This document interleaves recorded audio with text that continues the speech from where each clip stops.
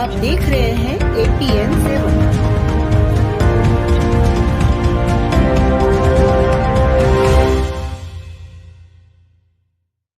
नर्मदा यात्रा पूरी की। कन्नौद, अतुल गुप्ता। 19 दिसंबर को हंडिया से नर्मदा यात्रा आरंभ की। मां नर्मदा की यात्रा 3 जनवरी को कन्नौद में समाप्त हुई। इस नर्मदा यात्रा में शंकर राव जी दलवी, नरसिंह धुत एवं कुंडल साहब अपनी पत्नी सहित थे। इस यात्रा का समापन कन्नौद गौरी वंदन शिवालय मंदिर में हुआ। सदी पाद पंकजम नमामि देवी नर्मदा। कहते हैं कि नर्मदा के हर कंकर में शंकर है और इसी शंकर की पूजा करने और मां नर्मदा का पूरा बखान करने के लिए आज कन्नौज से हमारे टीम गई थी, जो कि पूरे नर्मदा की परिक्रमा की। आइए हम बात करते हैं कुंडल साहब से, जो कि पूर्व डीवी है MPV के, जो हमें अपने अनुभव बताएंगे और हमारे दर्शकों को बताएंगे कि नर्मदा यात्रा में उनको कितना आनंद आया। नमस्कार। नमस्कार। नर्मदे हर, जय श्री दास जी की। बंधुओं, 19 दिसंबर को हमने सभी लोग जो 23 यात्री थे संदलपुर में इकट्ठे हुए और इसके बाद हंडिया गए। हंडिया से मां नर्मदा की परिक्रमा का संकल्प लिया गया और इस यात्रा हंडिया से प्रारंभ होकर खंडवा ओंकारेश्वर होते होते हमारे समुद्र जहाँ पर नर्मदा जी का मिलन है वहाँ बहुत तक गए और वहाँ से सागर के अंदर रत्ना सागर के अंदर से हम नाव के द्वारा पार हुए।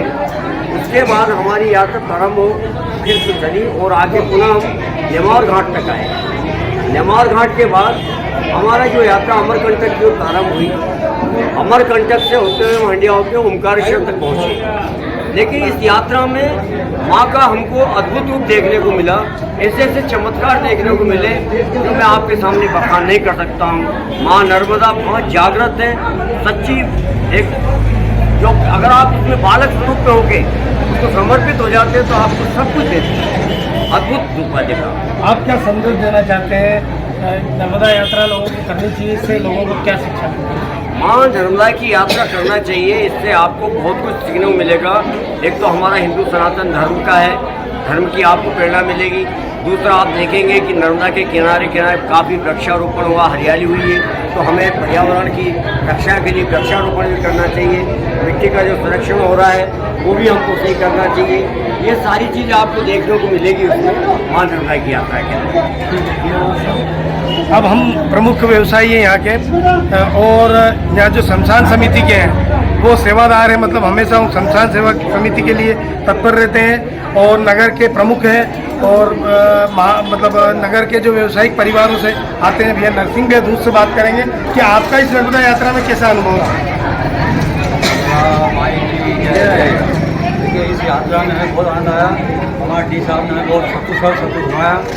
कहीं पे हमने खिस्ता वगैरह उठाया और कहीं हमने पंडाल में सोए हैं, कहीं बगीचे में सोए हैं। बहुत आनंद आया और जो आना था अच्छा रहा। धन्यवाद। अब हम बात करेंगे इस गौरीवंदन शिवालय के संस्थापक और कहेंगे कि इस मंदिर प्रांगण को बनाने वाले और अपने जी जान तन मन धन से इस मंदिर को लिए समर्पित करने वाले शंकर भैया दलवी जी से वो हमें अपने इस यात्रा वृत्तांत को बताएंगे और बताएंगे कि नर्मदा यात्रा का क्या महत्व है और युवाओं को नर्मदा यात्रा क्यों करनी चाहिए। नर्मदा यात्रा एक अद्भुत यात्रा है। यह यात्रा जिसने निकले उसका जीवन अधूरा है।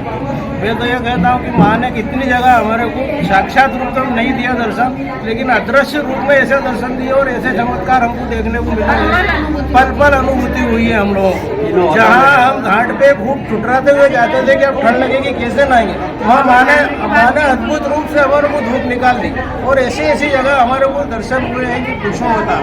नर्मदा तो नर्मदा ही है, इसकी तो कोई कल्पना कर ही नहीं सकते। नर्मदा तो नर्मदा ही है, ऐसा शंकर भैया। अब इनके साथ हमारी मातृशक्ति भी थी, मतलब इन्होंने जो है अपनी अर्धांगिनियों के साथ यात्रा की। अब उनसे भी पूछेंगे, श्रीमती धूत से पूछते हैं उनके अनुभव कि क्या रहे नर्मदा यात्रा के अनुभव। प्राकृतिक सौंदर्य देखने मिलता है नर्मदा यात्रा करने से और नर्मदा जी का चमत्कार तो हर जगह दिखा।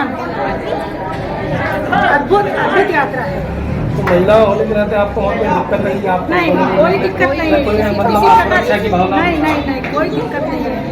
सभी लोगों ने बहुत सहयोग किया, वहाँ के लोगों ने भी सभी।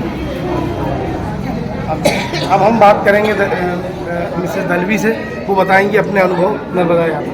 नर्मदे हर मैं माई की महिमा का क्या बखान करूं। माँ की तो बिल्कुल अद्भुत शक्ति है, वो हर जगह में महसूस हुई है। माँ की क्या साधु संत और क्या उनका रहन सहन और क्या सहायता, खुद के पास कुछ नहीं मगर सदैव तत्पर दूसरों की परिक्रमा वासियों की सेवा करने के लिए। इसलिए मैं यही कहना चाहूँगी आज की युवा महिलाओं को कि जरूर जरूर नर्मदा यात्रा करें। नर्मदा जय हो माई। अभी आपने देखा, इनके अनुभव सुने कि किस तरह सेवा करते हैं, किस तरह परिक्रमा वासियों की सेवा के लिए, भले उनके पास कुछ ना हो लेकिन सेवा के लिए तत्पर है। तो अभी हमने देखी नर्मदा परिक्रमा वासियों सबके आपके सबके अनुभव थोड़ा सभी आप अपने